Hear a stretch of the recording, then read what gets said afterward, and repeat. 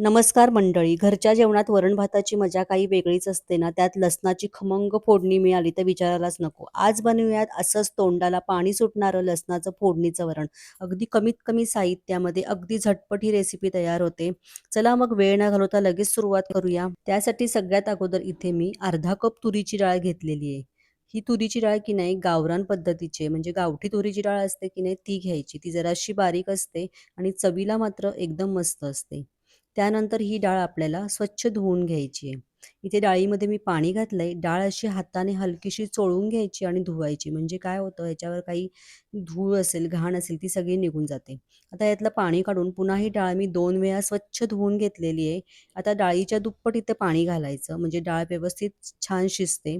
त्यानंतर इथे मी पाव चमचा हळद घातली आहे आणि पाव चमचा इथे हिंग घातलेला आहे. हिंग आणि हळद दोन्ही मिक्स करून कुकरच्या 3 शिट्ट्या करून घेतल्या. डाळ आपली इथे मऊसूत अशी शिजलेली आहे बघा, तुम्ही बघू शकता. त्यानंतर ही डाळ घोटून घ्यायची आपल्याला.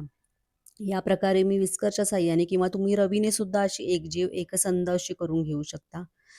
छान अशी आपली ही डाळ घोटून झालेली आहे, एकसारखी झालेली आहे. आता याला आपण फोडणी देऊया. त्यासाठी गॅसवरती एक कढई गरम करून घेतलेली आहे. त्यामध्ये 1 टेबलस्पून मी तेल घातलेलं आहे. तुम्ही तुपाचा सुद्धा इथे वापर करू शकता. त्यानंतर अर्धा चमचा मोहरी घातली. तेल गरम झाल्यानंतर मोहरी घालायची. मोहरी चांगली इथे फुटली आता. त्यानंतर जिरे घातले. जिरेसुद्धा छान फुललेत. त्यानंतर आपल्याला इथे लसणाच्या पाकळ्या मी चिरून घेतलेल्या आहेत. लसूण भरपूर घालायचा म्हणजे या ना वरणाला चव अप्रतिम येते. 2 ते 3 हिरव्या मिरच्या मी चिरून घेतलेल्या आहेत. कढीपत्त्याची एक 10-12 पानं घालायची आहेत आणि सगळं आता हे मिक्स करून घ्यायचं आहे. आपल्याला इथे लसूण की नाही हलकासा सोनेरी होईपर्यंत तळून घ्यायचा आहे. त्यानंतर सुक्या लाल मिरच्या 2 घातलेल्या आहेत त्याच्यामध्ये आणि त्याही ह्या फोडणीमध्ये मिक्स करून घेतलेल्या आहेत. त्याचबरोबर इथे एक मोठा टोमॅटो मी चिरून घेतला होता, तो घातलेला आहे. टोमॅटोसुद्धा आपल्याला हलकासा इथे परतून घ्यायचा आहे. तो मऊसूत असा छान झाला की मग याच्यामध्ये आपण वरण घालणार आहोत. आता इथे टोमॅटो पण मी जरा परतून घेतला आहे. त्याच्यानंतर ह्याच्यामध्ये पाव चमचा हिंग घातलेला आहे. त्यानंतर एक पाव चमचा होईल एवढा मेथीदाणा घालायचा आणि एक अर्धा चमचा एवढी हळद घातलेली आहे. आता सगळं मिक्स करून घेतलेलं आहे पुन्हा. मेथीदाणा शेवटलाच घालायचा म्हणजे त्याचा जास्त कडवटपणा उतरत नाही आणि चव छान लागते. आता आपण जी घोटून घेतलेली डाळ आहे ना, ती सगळी याच्यामध्ये घालायची. वरतून थोडंसं मी पाणी घातलेलं आहे आणि सगळं मिक्स करून घ्यायचं. आता हे सगळं मिक्स झाल्यानंतर ह्याच्यामध्ये चवीनुसार मीठ घालायचं.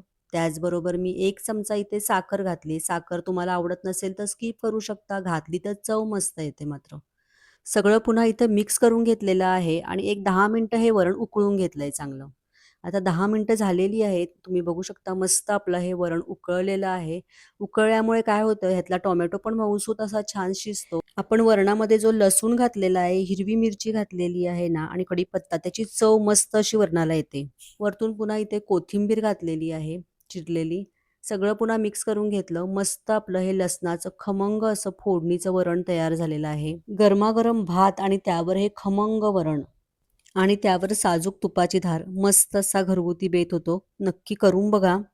व्हिडिओ आवडला तर लाईक करा, शेअर करा, कमेंट करा, सबस्क्राईब करा आणि हाईप म्हणून जो ऑप्शन त्याच्यावर क्लिक करा. त्याचबरोबर Facebookला लाईक करा, शेअर करा आणि फॉलो करा.